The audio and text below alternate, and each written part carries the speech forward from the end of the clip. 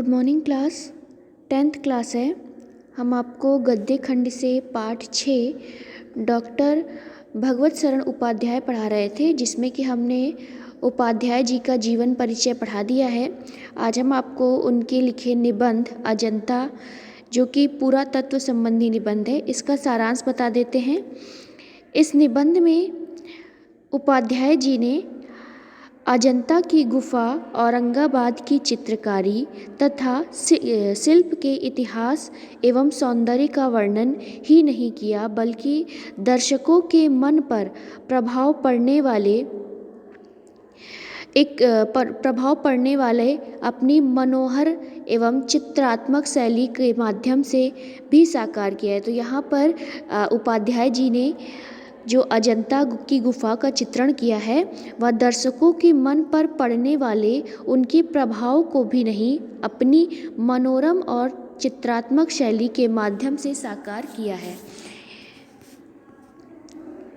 आज से कोई 2,2500 साल पहले भारत में पहाड़ काटकर मंदिर बनाने की जो परंपरा चली, उसी का परिणाम अजंता की गुफाएं हैं। मतलब कि आज से जो कई वर्ष पहले, कई हजार साल पहले क्या हुआ था कि पहाड़ काटकर मंदिर बनाए जाते थे, तो उसी में से एक अजंता की गुफा भी है।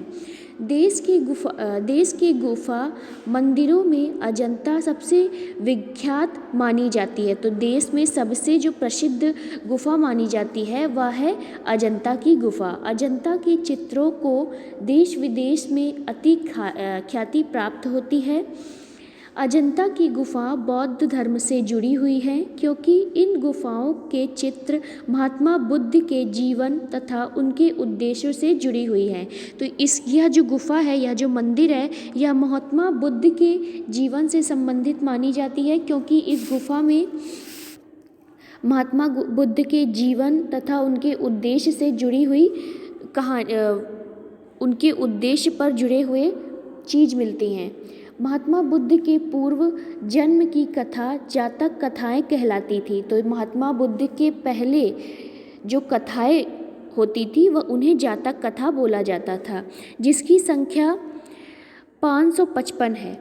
इन गुफा चित्रों में विभिन्न जातक कथाओं का भी वर्णन है। तो यह जो अजंता की गुफा है, इसमें बहुत सारे जातक कथाओं का भी वर्णन मिलता है। इन गुफाओं का निर्माण ईसा के करीब 200 वर्ष पहले हो गया था।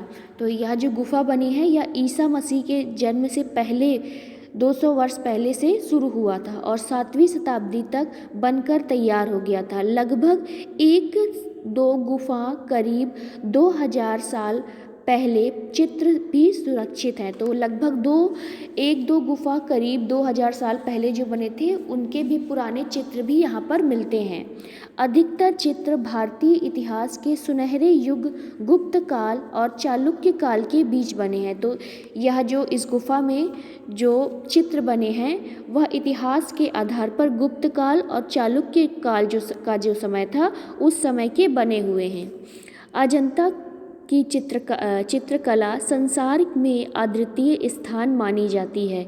इन चित्रों एवं रंगों के कारण इन दीवार पर जैसे जीवन बरस पड़ा हो। तो यहाँ पर ऐसा लगता है इनके चित्रों को, इनके रंगों को देखकर जैसे लगता है कि आज भी वहाँ पर जीवन है।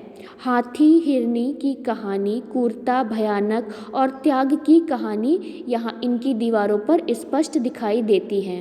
राजा, कमला, चुमुरी, दिवाली, नट नारगी, मुख्य ओर्द, मधु, रूपी, कलावत्तों हाथों सृजन होते गए हैं। तो यहाँ पर बहुत सारे, जैसे कि राजा, कमला, सभी की राजा की, और जो उस समय की क्रूरता थी, भय था, हाथी, घोड़े आदि सभी के चित्र इनकी दीवारों पर मिलते हैं।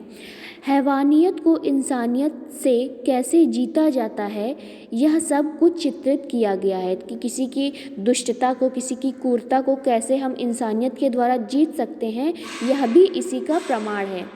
इसका प्रभाव जब पूर्व के देशों की कला पर पड़ा तो मध्य पश्चिमी एशिया भी उसके कल्याणकारी प्रभाव से वंचित ना रहा। कि मतलब जब इसका प्रभाव पूर्व के देशों पर पड़ा तो पश्चिम एशिया का जो देश था, जो पश्चिमी देश थे, वह सब भी कल्याणकारी से वंचित नहीं रहा, मतलब उन सब के ऊपर भी इसका प्रभाव पड़ा।